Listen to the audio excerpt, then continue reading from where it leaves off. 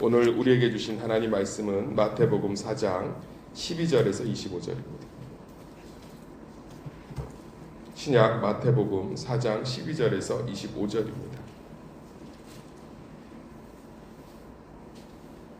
마태복음 4장 12절에서 25절입니다. 찾으신 줄로 믿고 번갈아 읽도록 하겠습니다. 예수께서 요한이 잡혔음을 들으시고 갈릴리로 물러가셨다가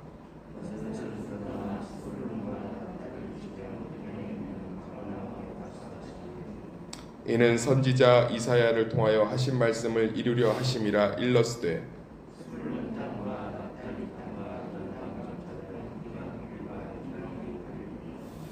흑암에 앉은 백성이 큰 빛을 보았고 사망의 땅과 그늘에 앉은 자들에게 빛이 빛이었도다 하였느니라.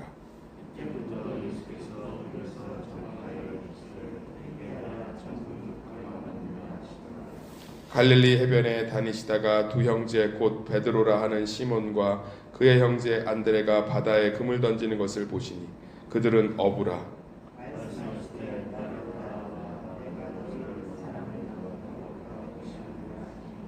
그들이 곧 그물을 버려두고 예수를 따르니라.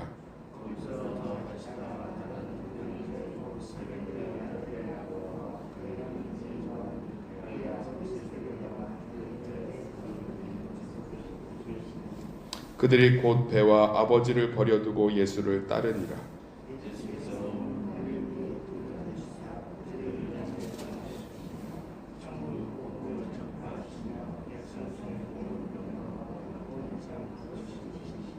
그의 소문이 온 수리아에 퍼진지라.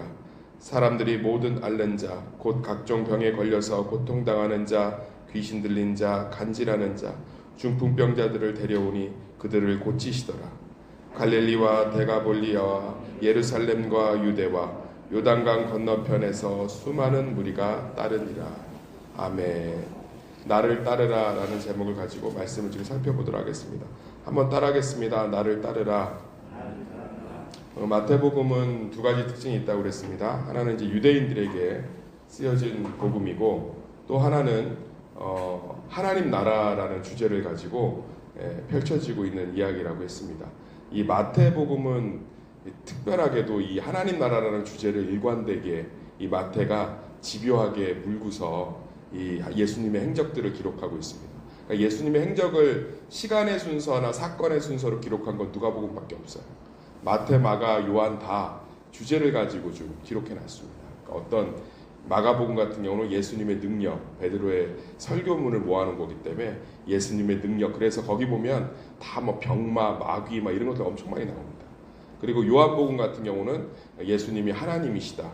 그래서 태초에 말씀이 계시니라 이러면서 그냥 바로 그냥 설명 없이 예수님의 탄생 없이 들어가잖아요. 주제로 엮어놨는데 마태복음은 하나님 나라에 대한 주제를 일관되게 물고 있습니다. 왜 이렇게 마태복음이 하나님 나라에 대해서 강조하느냐? 그러니까 우리가 생각할 때 하나님 나라, 천국은 죽으면서 드리는 어떤 영적 완성세계로 이해하는데 마태복음은 그걸 얘기해주고 있는 거예요. 그게 뭐냐면 예수님이 오심으로 말미암아 우리 가정 가운데, 우리 일터 가운데, 오늘 우리 삶 가운데 예수 믿는 자들 안에 하나님의 나라가 시작되었다는 거예요. 그 하나님의 나라의 특징들을 계속 설명해주고 있는 거예요. 그러니까 우리는 예수 믿으면 천국 가지요. 그렇지만 이 땅에서 하나님의 나라를 완전하게는 누리기가 쉽지 않죠. 근데 그렇지만 하나님의 나라를 충분히 경험하고 누릴 수 있다는 거예요. 그래서 마태복음을 통해서 우리의 삶 가운데, 우리의 문제 가운데 하나님의 나라를 경험하는 것들이 회복되어지고 그것들의 경험을 통해서 하나님의 나라가 우리 삶 가운데 날마다 확장되어 가고 다시금 예수 그리스도가 우리 삶의 왕의 자리에 앉는 놀라운 은혜를 누리시기를 예수의 이름으로 축원합니다. 그래서 이제 공생의 첫 사역, 예수님 어제 이제 시험 받으셨잖아요. 시험을 승리하고 나니까 이제 하나님의 천사들이 되어서 수종 들으면서 예수님 첫 이제 전임 사역이죠. 그 전까지는 예수님 30년 동안 목수일 하시면서 가족들의 생계를 꾸리셨단 말이에요.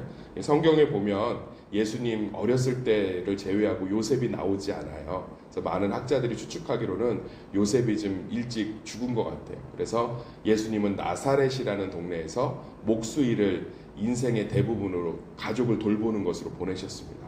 그래서 우리가 교회에서 좀 잘못 가르치는 게 세상 일, 교회 일은 하나님 일 이렇게 가르치는데 그러면 안 돼요. 그러니까 사실 우리는 하나님의 모든 창조사에게 동참하는 거예요.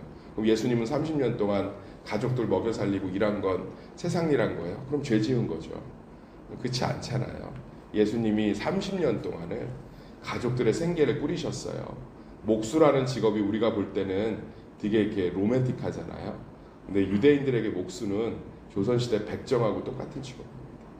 나무에 달린 자마다 저주를 받았다는 말씀 때문에 나무 만지는 직업을 극히 싫어했어요.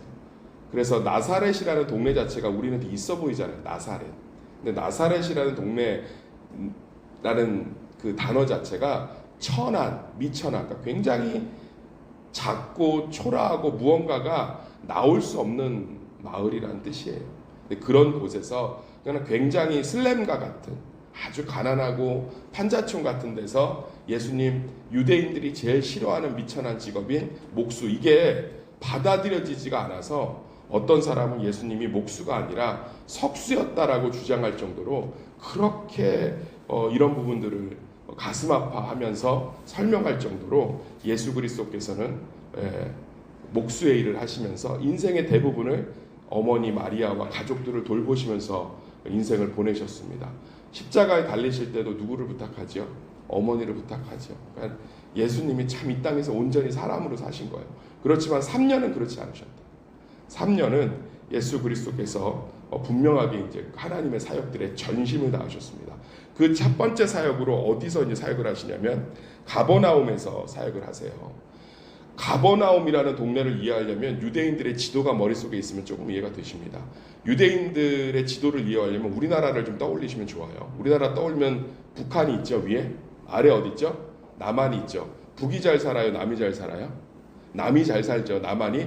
이 유대인들도 똑같아요. 이스라엘도. 북쪽, 북이스라엘이 살았던 북쪽은 가난한 동네예요. 거기는 그렇게 희망이 있는 동네가 아닙니다. 그러면 남쪽에 다 이 부자들이 살고 정치 지도자들이나 종교 지도자들이 다 남쪽에 살아요. 그러니까 실제로 랍비들이나 선지자들이 주로 어디서 활동을 하냐면 남쪽에서 활동을 해요. 그래야 영향력이 있는 거죠. 그러면 북과 남을 가로질러서 뭐가 흐르고 있냐면 이제 그 요단강이 흐르고 있어요. 그래서 요단강 물줄기를 따라서 장사와 교역이 활발해요. 그게 수로같이 돼 있는 거예요. 고속도로, 경부고속도로처럼. 그러니까 요단강이 북에서 남으로 이렇게 쭉 내려와 있어요. 이해가 좀 되시죠? 그리고 남쪽에 예루살렘 수도가 있다고요. 이쪽은 잘 살아요. 그리고 영향력 있고 지도자들이 이쪽에 다 모여 있고요. 북쪽 가버나움은 굉장히 나사렛, 가난하고 초라한 동네입니다. 근데 예수님 여기서부터 사역을 시작하세요. 이게 무슨 얘기예요? 하나님께서 가장 힘들고 소외되고 이런 땅부터 하나님의 나라를 시작하셨다는 거예요. 우리가 삶을 살면서 참 힘들고 어려운 영역이 있잖아요. 신앙적인 갈등이든 경제적인 갈등이든 삶의 문제들이 있을 때 우리가 참 소망하고 기대할 수 있는 건 그곳에 예수가 심겨지면, 그 안에 예수를 붙들면 그 안에 소망이 있는 줄 믿습니다. 그래서 그 말씀이에요. 이사야 말씀이 뭐라고 하냐면, 이는 선지자 이사야를 통하여, 14절 볼까요? 14절 시작. 이는 선지자 이사야를 통하여 하신 말씀을 이루려 하심이라 일렀을 때, 계속 읽으세요. 스불론 땅과 납달리 땅과 요단강 저편 해변 길과 이방의 갈릴리여, 흑암에 앉은 백성이 큰 빛을 보았고 사망의 땅과 그늘에 앉은 자들에게 빛이 빛이었도다. 가버나움은 소망이 없는 땅, 북쪽은 소망이 없는 땅. 그런데 이곳에 누가 오심으로? 예수님이 오심으로, 예수님의 사역을 시작함으로 말미암아 전 세계 사람들이 다 알잖아요. 나사렛, 가버나움. 나사렛이라는 동네를 우리들 얼마나 대단한 동네로 여기고 있습니까? 근데 실제로는 유대인들 마을 중에서 가장 작은 마을이고 초라한 마을이라니까요. 오죽하면 마을 이름을 초라한 마을이라고 이름을 지었겠어요. 그런데 그곳에서 예수님이 활동하심으로 정말 흑암이 빛으로 바뀌고 절망이 소망으로 바뀌잖아요. 우리 삶도 똑같아요. 어떠한 삶의 모습 속에도 예수 그리스도가 오시면, 그 안에 예수 그리스도를 붙들고 있으면, 예수 믿음이 있으면 그 안에 소망이 있는 줄 믿습니다. 죄 가운데, 절망 가운데, 어려움 가운데, 가난 가운데 있어도 그 안에 예수 붙들면 하나님의 놀라운 은혜를 누리는 줄 믿습니다. 교회 보면 그렇지 않아요. 예전에는 교회들이 중심가에 쓸 수가 없었어요. 다 개척교회잖아요. 50년, 60년대. 그럼 다 어디에 교회들이 섰냐면 다 변두리, 가난한 동네 교회들이 쓸 수밖에 없죠. 누가 교회가 돈이 많아서 중심가에 세워졌고 선교사들이 세우는 정동교회 뭐 이런 데 몇 군데 빼놓고는 다 사람들이 가난한 동네 교회들이 세워졌어요. 근데 시대가 변하면서 그 지역들이 다 개발되고 부자가 되면서 교회들이 부자가 된 거죠. 그래서 얼마나 많은 아픔들 가운데 있어요. 그러니까 그 절망과 소망, 희망이 없는 땅에 교회가 세워지고 예수가 심겨져서 정말 많은 사람들이 살아서 정말 대한민국과 우리가 이렇게 신앙의 유업들을 누릴 수 있는데 우리가 본질을 놓치고 있는 거죠. 예수가 있는 곳이 소망인 줄 믿습니다. 예수가 있으면 그 안에 소망이 있는 거예요. 예수 그리스도가 우리의 모든 것 되시는 줄 믿습니다. 그래서 예수님이 이 가버나움, 이게 사실 굉장히 이례적인 거예요. 이 정도의 슈퍼스타면 예수님이 너무 유명해져서 나중에 예루살렘으로 내려가시잖아요. 예루살렘에서 굉장히 많이 이제 주목하여 본다고요. 야, 어떻게 저렇게 윗동네에서 슈퍼스타가 나올 수 있냐? 예수 그리스도가 그렇게 엄청난 사역을 능력이 있으시면서도 이 북쪽에서 주로 활동을 하세요. 가난하고 소외된, 희망이 없는. 그러니까 우리가 두 가지를 기억하시면 돼요. 어떠한 삶 속에서도 예수 그리스도 붙들면 산다. 또 하나는 예수님 만나고 싶으시면 가장 초라한 곳으로 가시면 거기 계세요.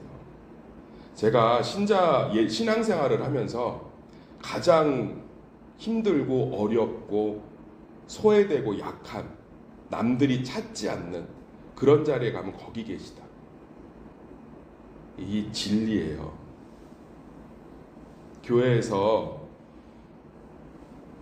이 살아있는 교회들 가면 특징이 몇 가지가 있어요. 사람들이 제일 싫어하는 부서, 사람들이 제일 꺼려하는 일, 드러나고 뭔가 이렇게 자기에게 만족감을 주는 자리가 아니라 아무도 몰라주고 인정해주지 않는 자리에 성도들이 빠글빠글하다. 왜요? 거기에 예수님 계세요. 내 힘들어하는 사람, 어려운 사람 손잡아줄 때 거기 예수님 계시다. 왜 농촌 선교 같은 거 가서 할머니 할아버지들 그 도배해주고 그 서툰 솜씨로 정말 자식이 없어서 누구 하나 찾아오지 않아서 정말 폐가인 줄 알 만큼 집이 다 무너져가는 거 다 땀 흘려가면서 수리해주고 올라오면 그 올라오는 봉고차에서 성도들이 찬양을 불러요. 누굴 만났기 때문에 거기 예수님 계시니까. 예수님 예루살렘에 없어요. 예수님 가버나움에 있습니다. 나사렛에 있어요. 명심하셔야 돼요. 목회자도 마찬가지예요. 더 낮아지고 더 낮아지고 더 낮아지고. 저도 정말 많이 깨져야 되는데 더 낮아질 때 그 자리에 계시다. 목회하면 제가 예수님 어디서 제일 많이 만날 것 같아요? 골방에서요? 아니요. 가난하고 소외되고 힘든 성도들 끌어안고 기도할 때, 그들 위로할 때, 그들에게 하나님의 말씀 전하면서 소망 줄 때, 병든 사람 신방할 때, 절망에 빠진 가정 위로하고 말씀 전해주고 손 붙들어 줄 때, 거기서 예수님 제일 많이 만나요. 거기 예수님 계시거든요. 맨날 예수님 만나고 싶다고 하면서 예수님 안 계신 예루살렘에서 계속 찾고 있으니 계십니까? 우리 예수님 예루살렘에서 오래 계신 줄 알죠? 돌아가실 때만 가셨어요. 대부분 저 북쪽에 계셨습니다. 거기서 주로 3년 다 보내셨어요. 주로. 그래서 예루살렘으로 가자고 그러니까 도마가 죽으러 가자고 소리친 거예요. 왜? 예루살렘 가는 게 무슨 의미인지를 아니까. 얼마나 좋아요. 예수님 거기 계시다. 거기. 그래서 우리가 참 그런 부분들을 명심하셔야 돼요. 그러니까 예수 그리스도를 만나지 못하니까 예수님의 형상이 안 나타나잖아요. 가슴 아파하면서 그 자리에 계시면 돼요. 누군가가 교회를 새로 오면 그 사람에게 밝게 웃음 한번 줄 때 거기 예수님 계시다. 예수를 안 믿는 사람이 하나님의 자녀가 교회라는 곳을 와서 낯설어 하잖아요. 예수님 거기 계시지 어디 계세요? 우리 교회 가운데 성도 가운데 여러 가지로 힘든 문제가 발생하면 거기 계시다고. 아니 부모가 어디 있겠어요? 자식이 여러 명 있으면 잘 사는 가정집에 있겠습니까? 못 사는 가정집에 있겠어요? 제가 정상적인 부모들은 다 가난하고 힘든 자식들 기억해요. 명절 때도 가난하고 힘든 자리에도 올라갈 때는 생선 한 마리를 더 챙겨주려고 한다. 예수님 어디 계신지 잘 떠올려 보면 좋아요. 예수님이 어디 계신지 가버나움에 계시다는 거예요. 예루살렘에 안 계세요. 거기에 예수님 계신데 자꾸 내가 만든 예루살렘 요새잖아요. 높은 산 위에 지어졌단 말이에요. 자꾸 거기에 예수님 계신 줄 알고 성벽 쌓고 있으면 없죠. 그러니까는 예수를 믿는데 공허하잖아요. 피폐하잖아요. 생기가 없잖아요. 왜? 예수님 안 계신 곳에 자꾸 있어요. 예수님 계신 곳에 있고. 그리고 내가 예수님 안 계신 것 같은 절망과 소망 가운데 예수 붙들면 거기 계시고. 할렐루야. 이것들을 소망하실 예수님을 축원합니다.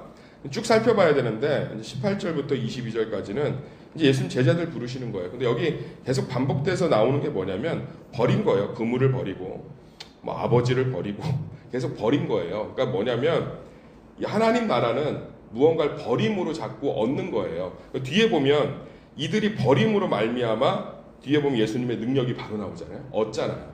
그러니까 지금 예수님도 마찬가지잖아요. 세례 요한 앞에서 세례 받으려고 하니까 세례 요한이 뭐하죠? 세례 받을 분이 아니신데 어떻게 세례를 받으십니까? 그러니까 예수님 뭐라고 그래요? 너와 나가 그렇지 않으면 상관이 없다라고 딱 얘기하잖아요. 그러면서 굉장히 낮아지시잖아요.